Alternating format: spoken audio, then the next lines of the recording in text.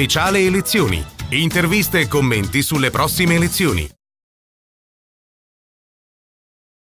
Bentrovati agli amici di Radio Veneto 1, un nuovo spazio di approfondimento dedicato a presentare candidati e programmi in vista delle elezioni politiche del prossimo 4 marzo. Nostro ospite in questa occasione, l'avvocato Andrea Arman. Bentrovato. Grazie, buongiorno a tutti gli ascoltatori.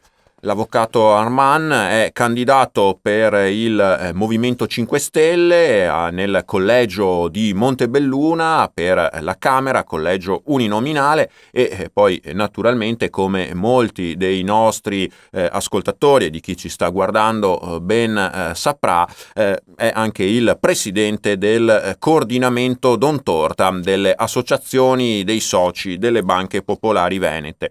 Andrea Arman, abbiamo toccato proprio questo tema della crisi delle banche venete, delle ex popolari e delle pesanti conseguenze sui risparmiatori, i cittadini, le famiglie, le aziende del nostro territorio e non solo.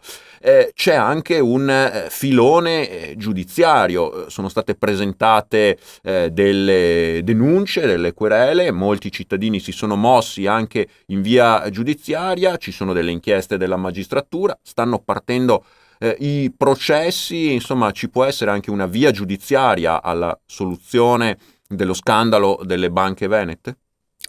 Come coordinamento Don Torta, nel momento in cui ci siamo avvicinati a questa problematica, ed io sottolineo mi ci sono avvicinato subito perché anch'io e tutta la mia famiglia siamo risparmiatori, e ci siamo dati una regola semplicissima.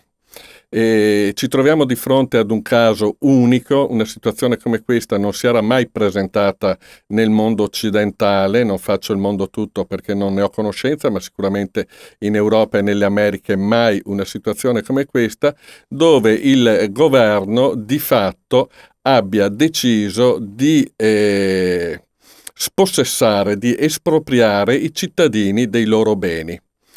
Ed allora, in una situazione così anomala, in una situazione dove il cittadino di fatto ha perso la possibilità di difendersi e non ha la difesa da colui che lo dovrebbe difendere, che è lo Stato stesso, noi ci siamo dati la regola di provarle tutte per cercare di riportare a casa i nostri soldi, ovviamente, ma anche per impedire che il saccheggio del Veneto, regione nella quale tutti viviamo felicemente, venga portato ad ulteriore compimento. E quindi abbiamo imboccato le varie strade, le vie della protesta sociale, in molti ci avranno visti in piazza, sulle strade, abbiamo effettuato blocchi del traffico, abbiamo fatto svariatissime iniziative sociali, ma abbiamo anche attivato tutte le procedure giudiziali che ci parevano possibili da fare.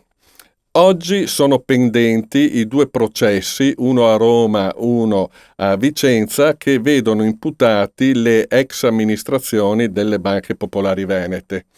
In questi 2 processi si vanno sviluppando linee di pensiero apparentemente diverse. Da una parte il GUP di Roma ha emesso un provvedimento straordinario, anzi 2 provvedimenti straordinari, ma il più importante è quello di attrarre nel processo quale responsabile civile Banca Intesa, perché acquirente a costo zero delle banche popolari venete, specialmente Veneto Banca. Vicenza invece il GUP ha espresso un parere totalmente differente dicendo Banca Intesa ha acquistato ciò che ha acquistato, ma di certo non ha acquistato i debiti delle banche.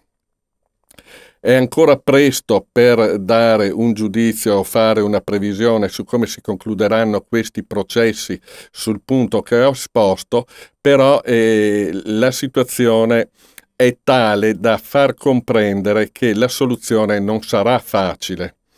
Io credo che un aspetto importante nella soluzione del problema lo dia proprio la pressione sociale, perché il problema delle banche venete non è un problema aziendale, è un problema sociale. Ciò che è accaduto ha una pesantissima ricaduta sociale su migliaia e migliaia di persone. Se noi ampliamo i 200.000 soci alle famiglie, stiamo parlando di milioni di persone che hanno perso il frutto del loro lavoro e sono state umiliate da un'azione a morsa, a tenaglia, fatta dalla grande finanza e dal governo italiano.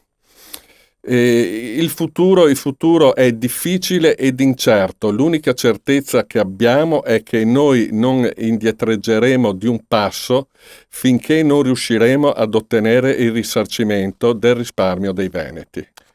Futuro incerto, questo purtroppo credo sia facilmente comprensibile da tutti, però chiedo anche all'uomo di legge, insomma al professionista del diritto, arriveranno questi processi anche ad accertare una responsabilità, se ce ne dovessero essere, di alcuni degli amministratori, o si rischia che appunto magari con la prescrizione si è visto anche nei mesi scorsi con il trasferimento dei beni a altri membri della famiglia o altre società, insomma, che si concludano in un nulla di fatto? Il rischio c'è, il rischio è sempre presente in Italia, l'istituto della prescrizione è sempre una spada di Damocle sopra questi grandi processi.